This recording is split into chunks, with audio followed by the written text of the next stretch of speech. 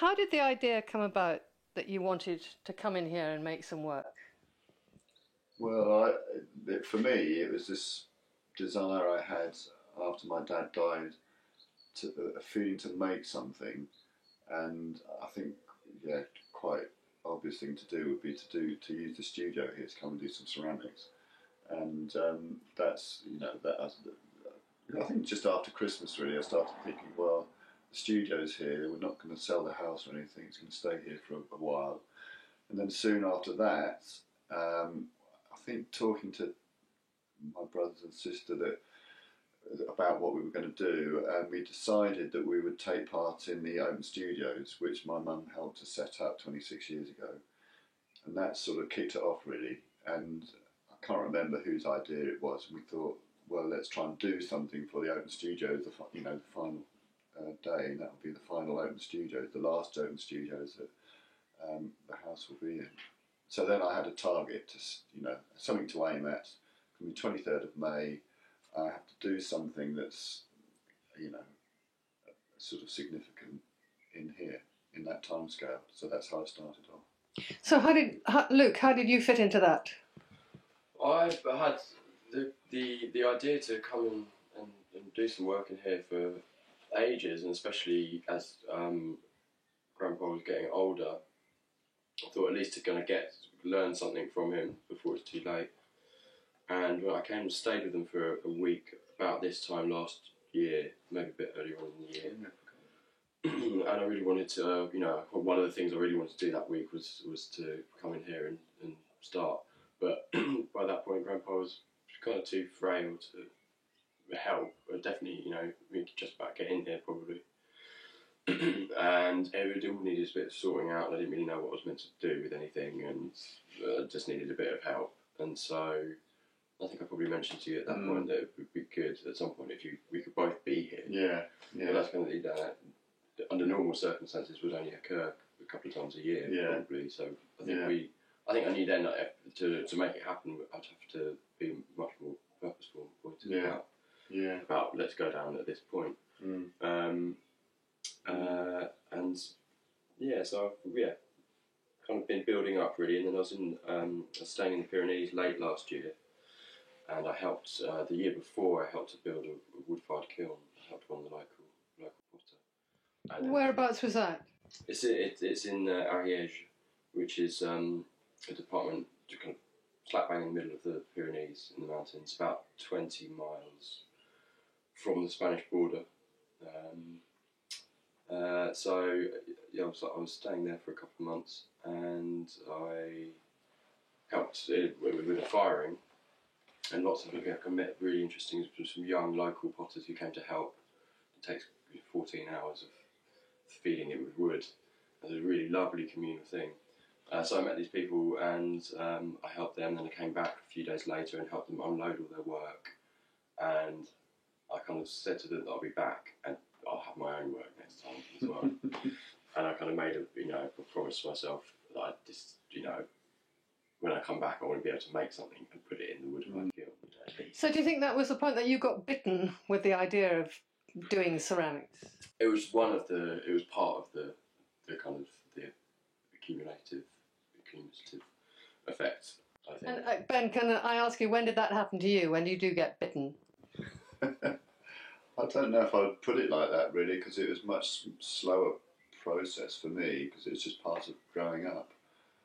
And I think the earliest times I said in my talk yesterday, I was probably about 14. When Dad had moved his studio to Padworth, or set up a studio in Padworth in Bridge House with an oil-fired kiln, which he built, and it was fired by Sunpoil. So when that whole thing was going, it was kind of like a big monster, the fire and steam coming out, and that made a big effect on me. And I just remember becoming fascinated with the whole process. He had a kick wheel, you just use your foot to turn it round. So it wasn't mechanised, it was very sort of old school really, the whole thing, and it was just wonderful. Just looking back on it now, I think that's probably had a big effect on me. But then I was at school doing exams. I didn't do a lot until my A-levels, and I did pottery for A level.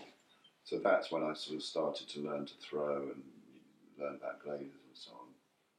And then after I left school, I had the opportunity to go and work with Dad in his studio in Fawley Bottom, near Henley, when he was working with John Piper. And that's when I kind of got a bit more serious and learned to throw properly and do repetition throwing, as it's called, making the same thing over and over, which was sold.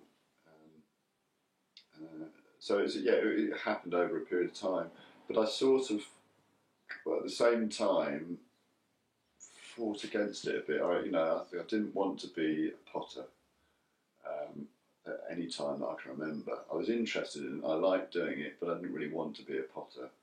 And then got involved in all kinds of other things, and it's only till quite recently, although I did do bits and pieces, it was kind of half-hearted really through the years.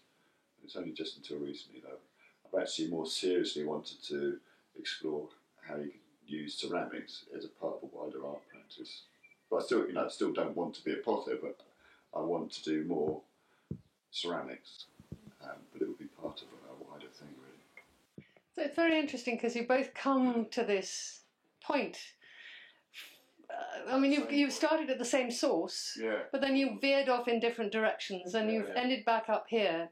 And what I'd like to ask you about is that you've come to do perhaps what some people might call an intervention in your father and your grandfather's studio. And the results are the countries apart. I mean, they just are so different. So I'd like to ask you, did you actually work together during this process? Did you talk to each other about what you were doing, firstly, and what was your thinking behind it a bit? Well, the intervention was your thing. Having only started in January, I didn't have very kind of high expectations of what I'd be able to achieve, and so my only goal really was just to come and just throw and try and learn and try and do something, and that's the kind of results of it there. That's the first couple of days of throwing, so I've kept the kind of initial parts. So I don't think what I've done is it's not in response to my grandpa's work. So it's not what I've done isn't an intervention, but I guess indirectly it's about him because it's about me learning in his space, and indirectly through you, but also through all the recipe books and that kind of stuff, and using his glazes. So it's still present in the work, definitely, and also it's quite a strong emotional experience, especially the first couple of days here. It was a really powerful thing to do, and obviously there's quite I felt quite a lot of kind of pressure. I was anxious about how it would go, quite a lot of kind of dynastic, weight, kind of, and actually that still continues, I think. But yeah, no, what I've done is not a kind of considered intervention. So Ben, what about you? Did you talk to each other? Did you actually work in the studio together? We did, but we were doing, as you say, quite different things, and we had different purpose. But we did talk, but it was mostly from a practical point of view. What parts of the studio we were going to use, when we were doing firings, what glazes we were going to make up, and all of those things, which has preoccupied us for the last 6 weeks or something. So that's been really and actually been fantastic for me, because of I'm kind of I learned some of that years and years ago, but forgotten a lot of it, and it's been great to do it with Luke and kind of rediscover all that, relearn all of that stuff. And more really. So we've been looking at textbooks, Danny Rhodes' book on clay and glazes that my dad used to use, and other books. Luke's stuff online. So so we did talk to each other, not so much about what we were doing, although we did discuss shapes and talked about what I was doing a bit. But mostly we had our own purpose. Can you tell us a bit about that? Can you tell us what you talked about, the shapes that you made? I think we've basically just been sharing a workspace, so we ask each other questions about things that you're not sure about. So I remember I was talking about what might happen, for example, with the oxides on the outside of these two rolled pieces at the front, because quite a lot of it's just raw iron spangles on filings, and so we're wondering what might happen in the kiln. And as it happens, discussing whether or not they're going to melt or what. As it happens, it didn't melt. In fact, it hasn't really burnt on properly. If you rub these, it comes off on your finger. So it's not what you would do in ceramics, but it's fine for what I want to do, because I just wanted to do something very elemental. That's using iron. You can't be anything more elemental than iron and clay, which comes out of the earth, and just putting those two things together in a very, very simple way. And fire. In fire, yeah. And in fact, some of them aren't fired. Are just there's one up there, one of those down there, not fired. But I probably will fire them. But I just wanted to do the minimal amount of working on them possible. Apart from, I guess, this one's the most like ceramics because it's earthenware and then it's glazed completely with a black glaze. Actually, I think it was called teapot brown, but I got the oxides wrong. So it's become black. But actually, it's quite a nice black. Makes a good black glaze. So yeah, what I was doing was intervention, and I did think. I spent a lot of time at first just coming in here and thinking what I would do. And I think the first idea I had was actually in that room next door, stacking up the plaster moulds, or doing something with the plaster moulds. And I'd already made some shapes by pressing clay into the moulds that my dad used to make parts. Some of them are slip moulds, some are press moulds. So I'd been doing that already a little bit and had done when my dad was alive. So I just kind of took on that idea a bit further. So it's just it's a simple idea really, but sculptural, quite sculptural. And then as I was in here, I came to think about just using clay in this very, very simple way. So that resulted in these things. And I'd always had this idea, wanted to do some photography, so that I just then thought about the landscape, the environment around here, and the fact that my dad loved walking. So I wanted to take photos of paths and trees and spent quite a lot of time just walking around here. In fact, did you walk together, the two of you? I think we didn't much, did we? No, we meant to. Yeah, we meant to. But then I found a way of walking almost all the way to Kingsclear through the woods and fields. So I did talk to Luke about it, and then Luke found another route. So we've kind of been doing the same walks, but not at the same time. Different times, discussing them as well. Yeah. And then I found the last bit of the path, so you can get all the way into Kingsclear without touching any road. Yeah. And I probably told you about that on the phone or something. I found the other bit of that path to get right into the village. So, and it's strange that all the years, the 30 odd years I've been coming here, we hadn't done these walks before. Or kind of really explored this area very much. We just come down for the weekend or Christmas or Easter or something, seen my mum and dad, we'd stay in the house and then go back to London. We didn't really get to the area, which is strange. Really. We normally do a bit of a Christmas walk in that direction. Yeah. We'd always just do the same direction and the same walk. Yeah. Never went that way. Yeah. I remember once maybe going that way, but I had no idea what was there. Yeah. So that's even that's been a kind of discovery of a kind. And have there been any surprises in your work, either of you, or did something happen, or did you make something or say something that took either of you by surprise, or you weren't expecting? Or? Well, for me, I think I was surprised by the sort of sculptural aspect of what I was doing, which I think was obviously there before, but actually that's come out more than anything else, I think, it's sculpture really. And just, as I say, exploring these materials, clay and other things.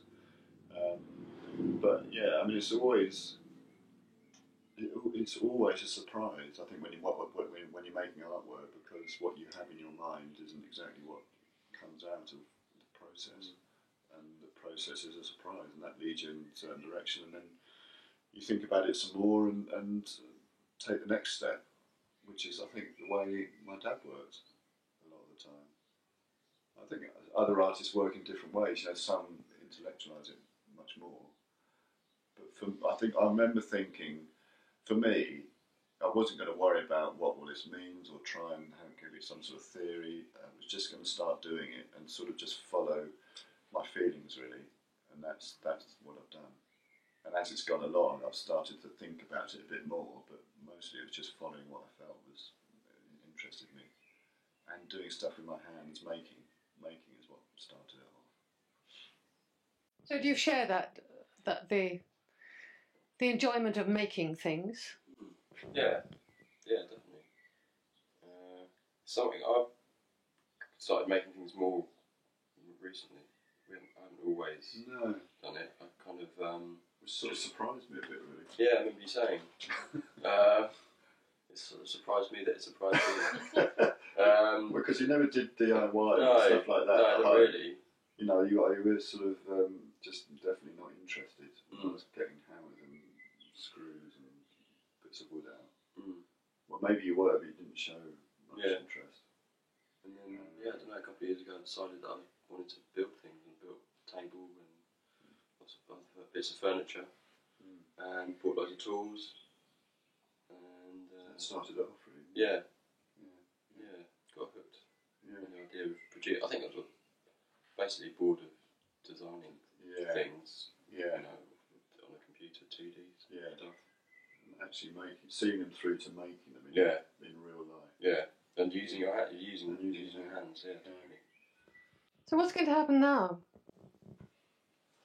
Well, we're going to carry on working here. We're going to use the studio while it's here, but it won't stay. Well, there's only a limited amount of time because we're going to sell the house, sadly. But it's what we have to do. I think. But we're going to look for another studio where we can do ceramics. Is that the two of you together? Yeah, I think to start with, anyway. Yeah.